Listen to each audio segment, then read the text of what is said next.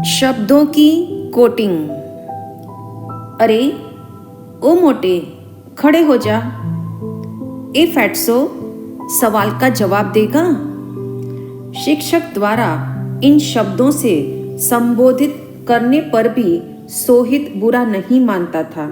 वह सोचता था मैं मोटा हूँ इसलिए मुझे ऐसा कहते हैं। आश्चर्य की बात यह रही कि वह 8वीं कक्षा में फर्स्ट क्लास फर्स्ट आया।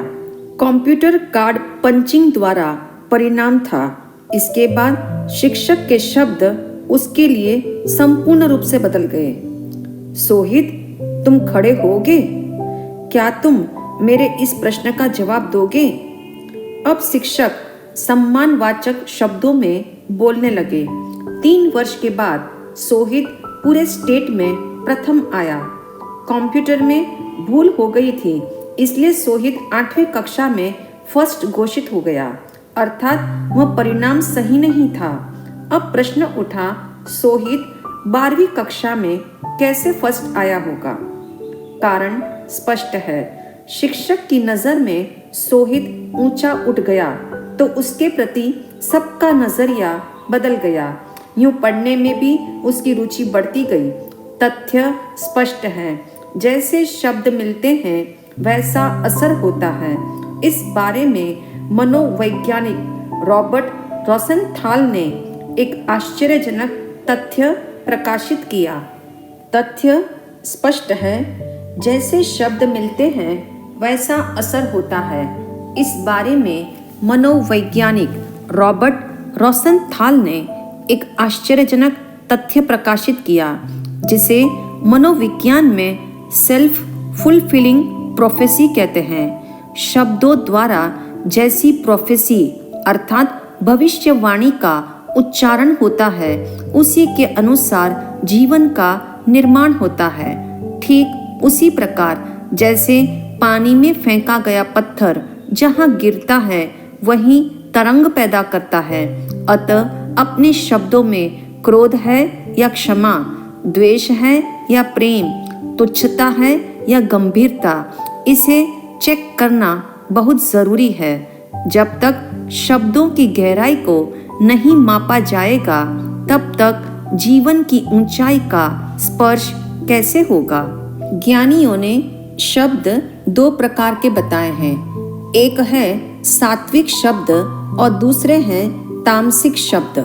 सात्विक शब्द की फैमिली में सद्विचार, मनन, चिंतन, श्लोक, सुवाक्य और दृष्टांत आदि शामिल है। तो तामसिक शब्द की फैमिली में कथा, व्यथा, बीती हुई बातें, निंदा, क्लेश और प्रपंच आदि का निवास है।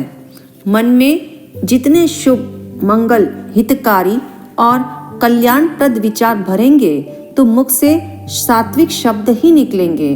धार्मिक प्रवचन, सत्साहित्य, सच्चर्चा, मनन चिंतन, सुवाक्य, मंत्रपाठ, श्लोक, प्रार्थना एवं स्तोत्रों को जिह्वा पर स्थान देंगे तो हम भी सात्विक फैमिली के अधिपति बनेंगे। ज्ञानी कहते हैं शब्द मन की अवस्था को दर्शाते हैं, किंतु यह जरूरी नहीं जैसा मन होगा वैसे ही शब्द निकले।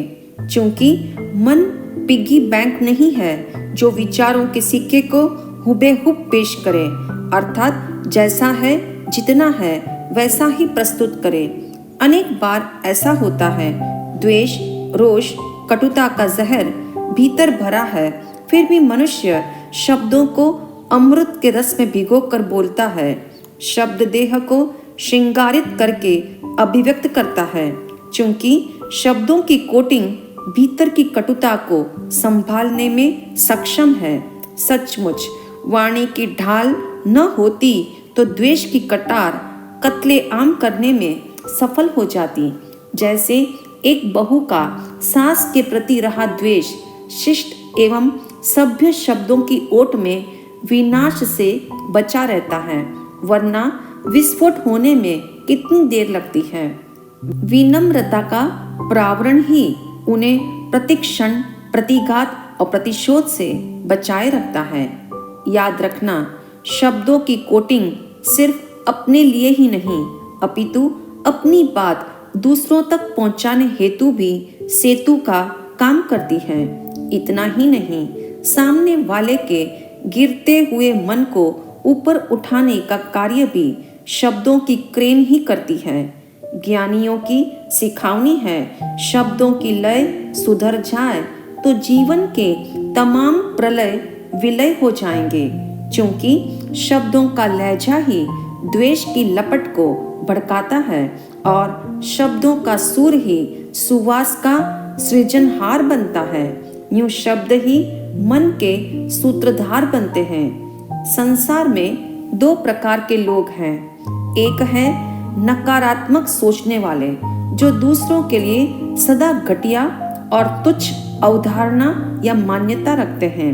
उन्हें आधुनिक शैली के लोग LEP लो एक्सपेक्टेशन पीपल कहते हैं और दूसरे हैं HEP हाई एक्सपेक्टेशन पीपल, जो सबके लिए सदा आशावादी दृष्टिकोण अपनाते हैं।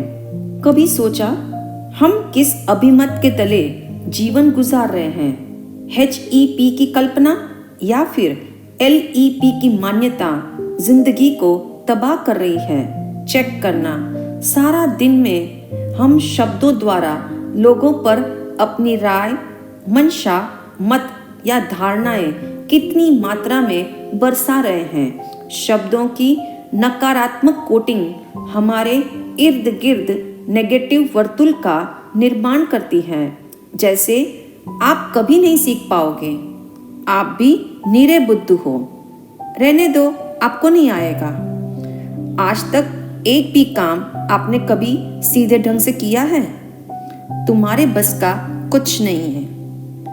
इस तरह के उद्गारों की तरंगे मन के इर्द गिर्द निराशा का वलय तैयार करती हैं, हंसमुख जीवन को हतोत्साहित करके छोड़ती हैं। इसलिए शब्द को कटु, कठोर, कर्कश जैसा आवरण देना भी पड़े तो वह सुधार, संशोधन या परिवर्तन के लिए हो, दूसरों को नीचा दिखाने या बुरा साबित करने के लिए बिल्कुल ना हो। जैसे ए रिक्शा वाले, जरा जल्दी भगा, कितनी बार कह दिया फिर भी जल्दी क्यों नहीं दौड़ाता?